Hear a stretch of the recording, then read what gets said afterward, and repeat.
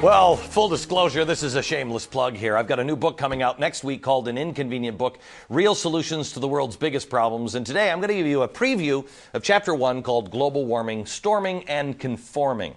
I wrote this chapter basically as kryptonite for you to use against your gore-worshipping psycho friends. The next time they tell you how global warming causes all sorts of massive natural disasters, you say, really? That's interesting because I heard somewhere, I'm trying to remember, that deaths per year from extreme weather are down 95% since the 1920s. Sure, you'll be unhip and friendless, but at least you'll be accurate. Anyway, as I put the chapter together, the thing that struck me, the thing that was more amazing to me than the facts that I was finding, was the fact that no one wanted to talk about those facts. If a scientist says that temperatures are up 0.01 degree, lead story around the country in every newspaper. But when somebody with decades of experience comes out and says global warming is a manufactured crisis, no one cares, and you can hear a pin drop. How do I know? Because that is exactly what happened last week when the founder of the Weather Channel wrote an article that began, and I quote, "It is the greatest scam in history. I'm amazed, appalled, and highly offended by it. Global warming. It is a scam." But since that opinion doesn't fit nicely into the mouth of the media beast, hello NBC, you probably didn't hear a word about it. Well, now you will. John Coleman is the founder of the Weather Channel. He was also the first weatherman ever on Good Morning America, and he is currently weatherman at KUSI News in San Diego. John, your head about exploded with the NBC thing this week. Is that what was the breaking point for you? Well, I'd been listening to all the global warming talk for a long time and posting material about global warming on our website.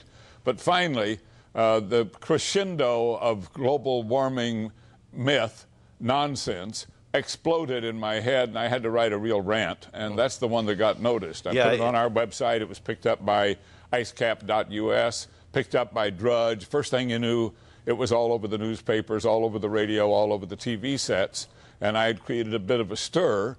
And all I was doing was telling you the truth as best I know it. Yeah.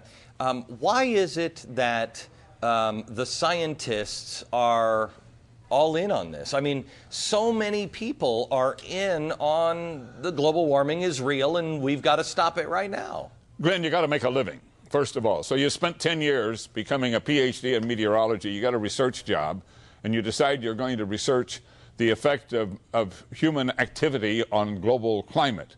And if you were to put out a research report that said not much and it doesn't seem too bad, you've probably wasted all your 10 years. John, what was the turning point for you? Because I know that you said that you went in to look for an honest answer. You thought maybe it's real. What was the thing that stood out and you went, this is absolutely bogus? Well, when I looked at the hockey stick graph that was produced in Manning's original report, and it showed a steady line temperature through the millenniums and then a sudden rise global, I knew that that was incorrect. Yeah.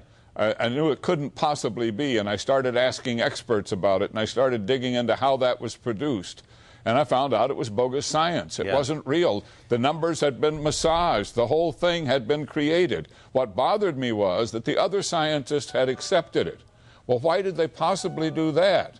And I think the real answer to that question is that they all have an agenda, an environmental and political agenda that said, let's pile on here. We're all going to make a lot of money. We're going to get research grants. We're going to get awards. We're going to become famous. And I guess that's what happened. John, do you think we're at the point of no return yet? Are we at the point where no scientists will come out? You've said to me on my radio program today that people are afraid in your business to speak out.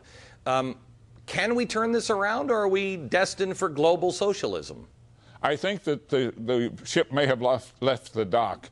But in 20 years, we'll have the last laugh. But, of course, billions of dollars will have been spent. Policy will have been changed worldwide. People have been scared. We will have reacted to a myth.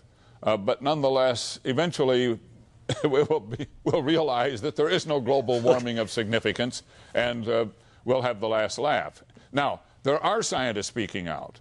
There are hundreds of them speaking out. There are thousands who signed a petition, 19,000 on a petition against global warming. There are many scientists speaking out, but the mainstream press is totally ignoring them. Yeah. The mainstream press has totally climbed aboard and is marching along. And, of course, the former vice president got himself an Emmy and an Oscar and I believe a Nobel Peace Prize. I mean, believe come on. A Grammy as well. John, thank you very much.